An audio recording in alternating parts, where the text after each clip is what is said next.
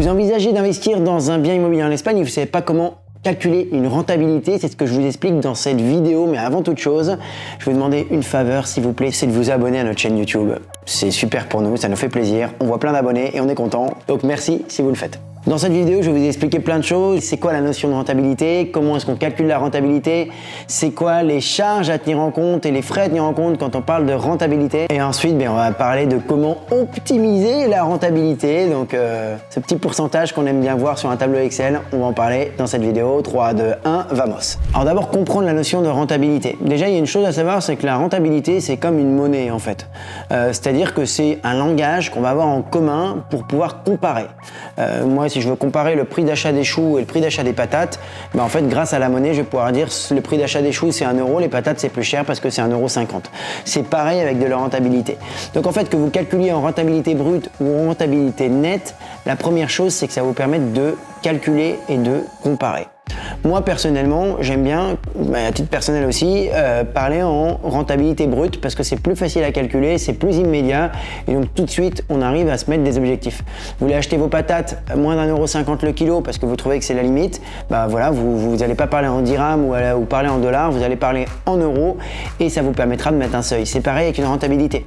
Si moi je dis je cherche minimum 7% de rentabilité brute ou 5% de rentabilité nette, peut-être que comme on calcule de rentabilité brute, je le fais plus facilement et plus rapidement de cette façon-là. Comment je fais? Je multiplie par 12 le montant d'un mois de loyer hors charge et je le divise par le prix d'achat hors charge. Si j'utilise la même méthode pour comparer les différentes options qui s'offrent à moi, je saurai quel appartement potentiellement me génère le plus de rentabilité. Ça, c'est une rentabilité brute. La rentabilité nette, c'est de déduire en fait les charges et tout ce qu'on va devoir payer sur ce bien, incluant potentiellement également les impôts. Dans ce cas-là, on parle même parfois de rentabilité nette, 2 fois nette. Alors on va faire un petit comparatif entre la France et l'Espagne déjà pour se remettre un petit peu au goût du jour. Si vous prévoyez d'investir à Madrid, on va être sur du 4 000, 5 000 € du mètre carré. Si vous prévoyez d'investir à Paris, on sera plus sur 10, 12 000 € du mètre carré. Le calcul il est simple, élémentaire mon cher Watson, c'est du simple au double. Ça veut dire quoi? Ça veut dire que si vous investissez en Espagne, vous aurez 2 fois plus de surface ou 2 fois plus d'appartements. Et ça, c'est intéressant. Parce que si vous achetez des petits appartements ou des appartements pas trop chers avec une bonne rentabilité, vous pouvez faire beaucoup plus de rentabilité. Je vous mets cette vidéo ici de Béatrice qui a acheté 2 appartements avec nous à Valence. Elle nous explique qu'avec 2 appartements, elle a 2 fois plus de revenus en Espagne que si elle en avait qu'un seul avec les mêmes revenus en France. Donc voilà la grosse différence et c'est pour ça que l'Espagne est vraiment une magnifique terre d'investissement. Attention, la vidéo elle est faite en 2025, ça sera peut-être plus le cas en 2027, en 2028 ou en 2030. Donc s'il faut acheter, c'est maintenant. Les choses à savoir pour calculer une rentabilité, d'abord vous allez avoir les frais d'achat. Les frais d'achat, vous allez avoir le prix du bien évidemment, les frais de notaire, vous allez avoir les potentiels frais d'agence, vous allez avoir les frais de registre et d'enregistrement, et puis vous allez potentiellement aussi avoir des frais de rénovation. Ça, c'est ce qu'on va avoir à l'achat.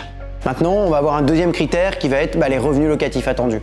On peut avoir des revenus locatifs sur de la longue durée, ce qu'on appelle le conventionnel, sur de la moyenne durée ou sur de la courte durée. Dans ces 3 scénarios, on peut aussi avoir des revenus qui sont basés sur un appartement en entier ou des revenus qui sont basés sur un appartement à la chambre.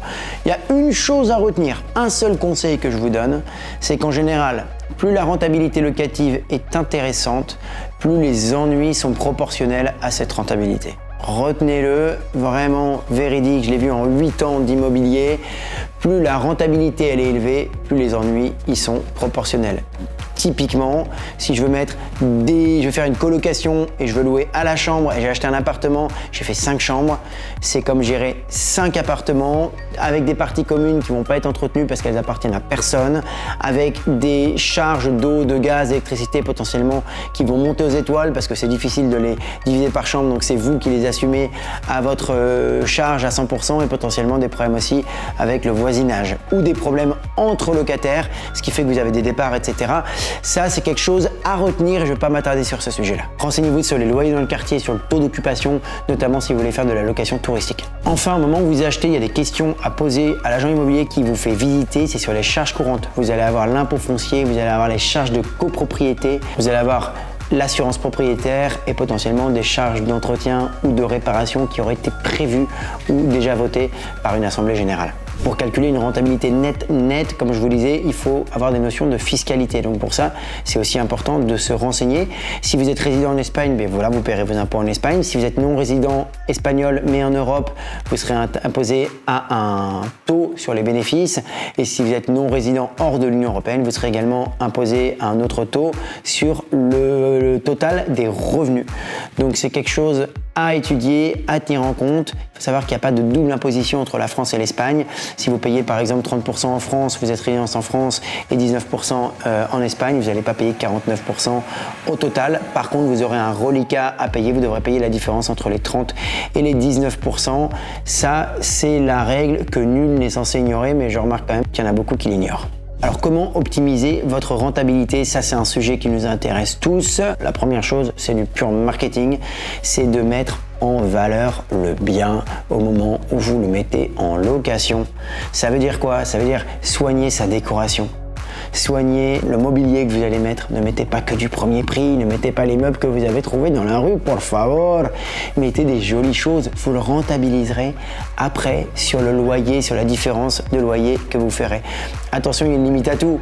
Si vous mettez que des choses de grande marque que vous achetez chez Roche-Beaubois en bas de la rue, évidemment, il y a des chances que ça vous coûte quand même beaucoup plus cher que ce que vous avez récupéré en augmentation du loyer, ou pire, vous mettrez un loyer complètement délirant et personne n'en voudra parce que personne ne saura apprécier à sa juste valeur la valeur des biens, la valeur des meubles, pardon, que vous avez mis dans le logement.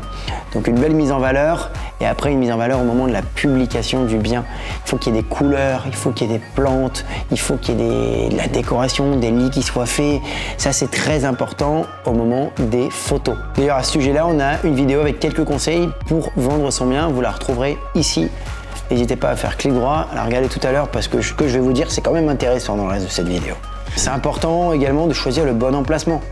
Attention, je le redis, plus la rentabilité a l'air attractive, plus potentiellement il peut y avoir anguille sous roche. Si je vais me mettre dans un quartier vraiment mal famé où il n'y a que des problèmes sociaux, et ben, les locataires que je vais avoir, c'est quoi? Ça va être des locataires potentiellement qui vont me poser des problèmes. J'ai entendu des histoires de gens où c'est la police qui vient, il y a une histoire de meurtre, etc. Pas possible. En tant que propriétaire, vous êtes mis au milieu de tout ça. On a envie de louer son appartement au gendre idéal. Il achète où le gendre idéal? Il n'achète pas non plus qu'en plein centre d'une ville, parce que là, on parle d'un achat patrimonial, c'est-à-dire que vous allez privilégier la sécurité et pas forcément la rentabilité. Pour moi, il faut faire un juste arbitre entre les deux. On ne va pas aller dans les zones complètement, pardonnez-moi, mais pourries, dans des quartiers dont personne ne veut. On ne va pas aller non plus forcément sur la place centrale du pays avec vue sur la place au-dessus du balcon du maire. C'est bien, mais vous n'allez pas gagner cette différence de loyer sur le prix que vous allez payer au mètre carré. Donc pour moi, il faut trouver un entre-deux et c'est ça qui vous donne le meilleur mix entre rentabilité locative et sélection du locataire. Donc encore une fois, comparer les types de location. Peut-être que moi, ce que je vous dis de faire de la location conventionnelle, et c'est ce que je fais à titre personnel, ce ne sera pas intéressant pour vous parce que vous comptez acheter un endroit, un appartement en bord de mer, ou vous comptez pas y aller en été parce que vous en été, vous n'allez pas en Espagne parce que vous dites, je sais rien, moi il fait trop chaud, on préfère aller en Bretagne, et dans ce cas-là, vous allez louer plein pot juillet-août et vous allez faire une super rentabilité. Donc tout ça, c'est à prendre avec des pincettes et c'est à étudier au cas par cas parce que y a des gens au final qui arrivent à avoir des meilleures rentabilités que d'autres, donc c'est parce qu'ils étudient mieux le sujet. Vous pouvez aussi essayer de comparer. Vous allez trouver une super affaire, j'en doute pas, mais vous allez essayer d'optimiser vos coûts. Par exemple, en essayant de négocier les frais d'agence, en faisant faire différents devis par des artisans, peut-être en faisant des travaux vous-même si vous êtes habile de vos 10 doigts. Et surtout, c'est important en déclarant correctement vos charges. Parce que si vous ne connaissez pas suffisamment bien les charges que vous pouvez déduire et vous ne le faites pas, potentiellement, c'est ce que vous allez donner à l'État. Donc, soyez attentifs là-dessus, renseignez-vous. La chaîne YouTube de J'achète en Espagne est votre ami. Donc, investir en Espagne, ça peut être très rentable, mais attention, ne faites pas n'importe quoi, vous ne faites pas berner, réfléchissez, c'est un métier, investisseur. Donc, évidemment, ça demande des calculs, ça demande des optimisations, ça demande de chercher, de trouver et je dirais même de vous faire Attention, allez, vous allez me dire, ah bah oui, vous faire accompagner. Faire accompagner parce qu'on peut vous trouver des bonnes affaires. Même moi, je suis client de ma propre société. Ne faites pas les choses n'importe comment, surtout quand vous êtes à distance. Et on le dira jamais assez, mais les bonnes opportunités, elles durent pas longtemps sur le marché. Donc, si vous voulez avoir les meilleures opportunités, trouvez quelqu'un qui va être le premier à aller le visiter et qui va avoir le doigt sur la gâchette parce que c'est ce qu'il faut avoir en ce moment avec le marché immobilier tel qu'il est actuellement. N'oubliez pas de vous abonner. Encore une fois, merci beaucoup, merci d'avoir regardé la vidéo et je vous dis à bientôt pour une prochaine.